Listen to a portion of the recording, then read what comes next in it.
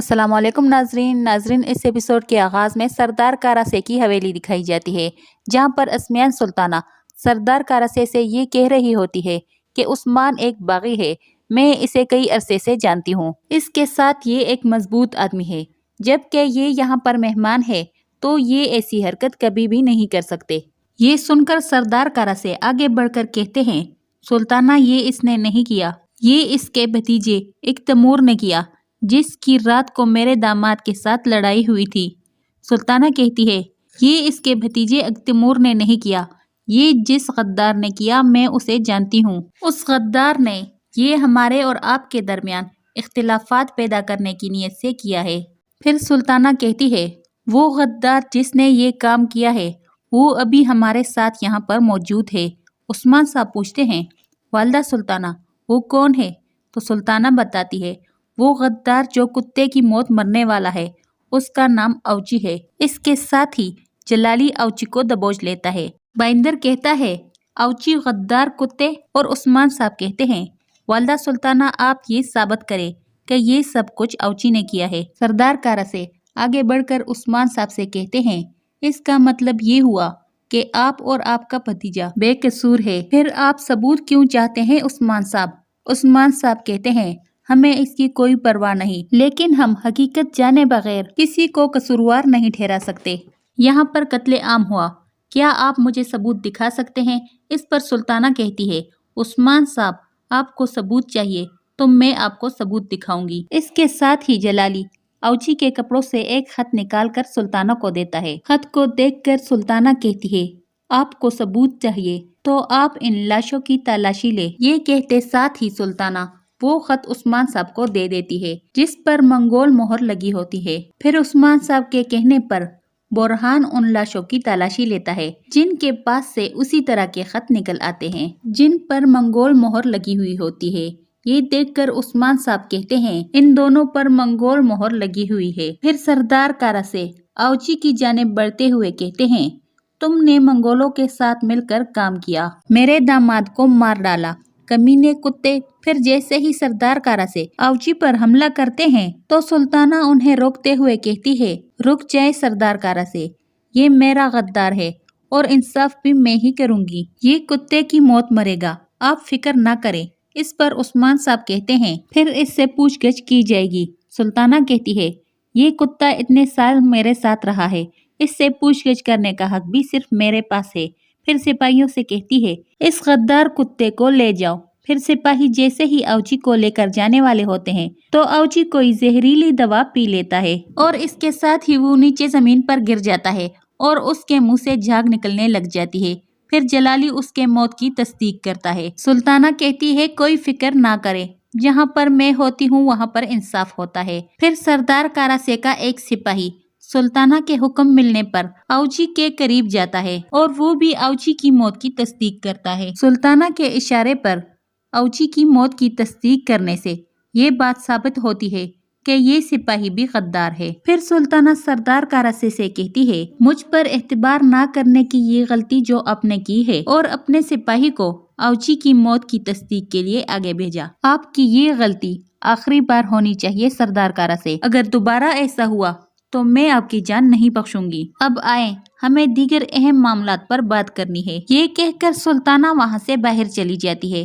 फिर जब जलाली लाशें बाहर लेकर जा रहा होता है तो उस्मान साहब के सिपाही ये देखकर हैरान हो जाते हैं। बुरहान कहता है, हमें इस वक्त जल्दी है, आइकुत के साथ मिलकर जलाली का पीछा करो बाईसिंगूर। इस पर आइकुत कहता है, मुर्दे तो कब्रिस्तान जाएंगे भाई। इस पर बुरहान कहता है, हमारे सरदार को जरूर कोई शुबा हुआ होगा, इसलिए उन्होंने इनका तहक्कुब करने को कहा है। आइकुत कहता है, अगर हमारे सरदार को शुबा है तो हम जरूर इनका पीछा करेंगे। इसके साथ ही वो आगे बढ़ते हैं।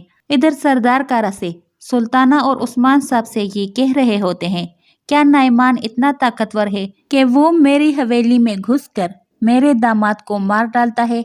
इस पर सुल्ताना कहती है, वो नाइमान इतना ताकतवर है कि उसने सुल्तान अलाउद्दीन की वालदा के साथ कई सालों काम करने वाले औची को खरीद लिया। यहाँ पर मसला असलोबे मरहूम की मौत से आगे का है, अगर हम मुत्तहिद नहीं हुए तो हजारों मुसलमान मर जाएंगे। उस्मान साहब, क्या मैंने दुरुस्त फरमाया? عثمان صاحب کہتے ہیں اس لیے ہم یہاں پر موجود ہیں۔ ہم نے سردار کاراسے سے معاہدہ کیا، سردار جاندار وہ بھی ہمارے ساتھ کھڑے ہیں۔ اس پر سلطانہ کہتی ہے ان سرزمینوں کے سب سے طاقتور درمیان کے یعقوب صاحب وہ میرے ساتھ کھڑے ہیں، اس لیے آپ میرے شانہ بشانہ کھڑے ہوں گے۔ سردار کاراسے اور عثمان صاحب یہ آپ کے لیے آسان نہیں ہوگا۔ سردار کاراسے کہتے ہیں عثمان صاحب نے مجھے اور سردار جاندار کو قائل کرنے کے لیے بہت محنت کی۔ عثمان صاحب نے مجھے اپنی سرزمین دی، مجھے نہیں لگتا کہ یہ راضی ہوں گے۔ اس پر عثمان صاحب کہتے ہیں ہم اپنے نفس کی نہیں سنتے، جبکہ ہمارے اوپر اتنی بڑی مصیبت آنے والی ہے، ہماری رہنمائی کون کرے گا اس پر ہم بحث نہیں کریں گے۔ اس مسئلے کو سونے سے حل کرنے والے درمیان کے یعقوب صاحب وہ جنگ میں شرکت کرنے کے لیے راضی ہو گئے، ہم بھی والدہ سلطانہ کے ساتھ کھڑے رہیں گے۔ اس پر سلطانہ کہتی ہے کیا آپ اپنے بات سے مخلص رہیں گے عثمان صاحب؟ عثمان صاحب کہتے ہیں نعمان 40,000 نوکروں کے ساتھ آ رہا ہے، سرداران میں کوئی بھی ان کے خلاف لڑنا نہیں چاہتا تھا، میں نے انہیں غزہ کی دعوت دی، لیکن اب مجھے لگ رہا ہے کہ سرداران غزہ میں شرکت کرنے کے لیے تیار ہے۔ اگر ہماری فوج کو فتح حاصل کرنی ہے تو اس بات سے کوئی فرق نہیں پڑتا کہ اس کی قیادت کون کر رہا ہے۔ یہ سن کر بائندر کہتا ہے عثمان صاحب یہ حیران کن ہے۔ عثمان صاحب کہتے ہیں اصل میں جو حیران ہوگا وہ اپنی شکست دیکھنے کے بعد نعمان ہوگا۔ سلطانہ کہتی ہے تو پھر یعنی شہر میں منعقد ہونے والی دیوان جس میں جنگ کے متعلق بات کی جائے گی اس میں آپ کو دعوت دی جاتی ہے، وہاں پر فوج جمع کرنے اور حکمت عملی پر بات ہوگی۔ یہ سن کر کاراس بے کہتے ہیں ہم آئیں گے والدہ سلطانہ۔ کچھ دیر سوچنے کے بعد عثمان صاحب کہتے ہیں میں دشمن کو تباہ کرنے کے لیے ہمیشہ تیار ہوں۔ دوسری جانب زندان میں ایک تیمور بہت ہی بے چین ہو رہا ہوتا ہے۔ اسی دوران سپاہی دروازہ کھولتا ہے اور برہان زندان کے اندر داخل ہو کر کہتا ہے بھائی اب سے آپ آزاد ہیں۔ یہ سن کر ایک تیمور بہت خوش ہو کر کہتا ہے شکریہ برہان، انصاف قائم ہو کر ہی رہتا ہے۔ اس کے ساتھ ہی وہ دونوں زندان سے باہر چلے جاتے ہیں۔ دوسری جانب کئی قبیلے میں بینگے خاتون خواتین کے ساتھ آگے کی جانب جا رہی ہوتی ہے اور کہتی ہے اورحان صاحب اب ان کی طبیعت کیسی ہے؟ جواباً بالا خاتون کہتی ہے وہ ٹھیک ہے اور بھی بہتر ہو جائیں گے انشاءاللہ۔ پھر الچیچک پوچھتی ہے کیا معلوم ہو گیا کہ یہ کس نے کیا ہے؟ عائشہ خاتون بتاتی ہے ابھی نہیں بیٹی، لیکن جلد ہی معلوم ہو جائے گا، کوئی بھی ایسی حرکت کر کے بچ نہیں سکتا۔ پھر بینگے خاتون کہتی ہے اگر اورحان ٹھیک نہیں ہوا تو نشست علاؤدین کی ہی ہوگی، کیا ایسا ہی ہے نا؟ جواباً بالا خاتون غصے میں آ کر کہتی ہے ابھی اس کا وقت نہیں آیا، آپ ایسی باتیں نہ کریں، اورحان ٹھیک ہو جائیں گے انشاءاللہ۔ بینگے خاتون کہتی ہے یقیناً وہ ٹھیک ہو جائیں گے انشاءاللہ، لیکن مجھے لگ رہا ہے کہ آپ مجھے غلط سمجھ رہی ہے، مجھے اس بات کا ڈر ہے۔ اس پر ملہن خاتون کہتی ہے اپنی عقل سے بات کرو بینگے خاتون۔ تو بینگے خاتون کہتی ہے اورحان صاحب کئی قبیلے کے نشست کے مالک ہے، میرا مطلب ہے اس سے پہلے کہ وہ معذور ہو جائے۔ اسی لمحے خیمے کا دروازہ کھلتا ہے اور علاؤدین باہر کی جانب آ جاتا ہے۔ علاؤدین کو دیکھ کر بینگے خاتون اپنی بات آگے بڑھا کر کہتی ہے کیا معلوم علاؤدین نے یہ سب کچھ جان بوجھ کر کیا ہو، ابھی وہ بچہ ہے اور نا تجربے کار ہے، ہو سکتا ہے کہ وہ کسی کی باتوں میں آ گیا ہو۔ بینگے خاتون کی باتیں سن کر علاؤدین کی آنکھیں بھر آتی ہے اور بالا خاتون غصے میں چلا کر کہتی ہے آپ کی ہمت کیسے ہوئی میرے بیٹے کو پھنسانے کی؟ ملن خاتون کہتی ہے سوچ سمجھ کر بولا کرو خاتون۔ اور علاؤدین کہتا ہے یہ میں نے نہیں کیا اماں، یہ میں نے نہیں کیا۔ یہ کہتے ساتھ ہی علاؤدین وہاں سے بھاگ پڑتا ہے اور بالا خاتون بھی اس کے پیچھے بھاگتی ہے۔ یہ دیکھ کر ملہن خاتون بینگے خاتون پر بہت غصہ کرتی ہے۔ دوسری جانب جنگل میں سلطانہ اوچی اور جلالی کے ساتھ کھڑی ہوتی ہے۔ اوچی بیس بدل کر وہاں پر کھڑا ہوتا ہے۔ سلطانہ جلالی سے پوچھتی ہے کیا کسی نے دیکھا تو نہیں کہ اوچی زندہ ہے؟ جواباً جلالی کہتا ہے والدہ سلطانہ کسی کو ہم پر شک نہیں ہوا، جب ہم نے کہا کہ کاراسے کی صفوں میں ہمارا آدمی مر گیا تو سب نے یقین کر لیا، ہم نے بہت احتیاط کے ساتھ وہ شیر چھوڑا۔ یہ سن کر سلطانہ کہتی ہے اوچی اس کا مطلب یہ ہوا کہ اب سے تم ایک مردہ آدمی ہو، تم اسی حالت میں رہو گے جب تک کہ میں نہ کہوں۔ پھر اوچی کہتا ہے آپ کے لیے مجھے مارنا آسان تھا، لیکن آپ نے پھر مجھے کیوں زندہ رکھا؟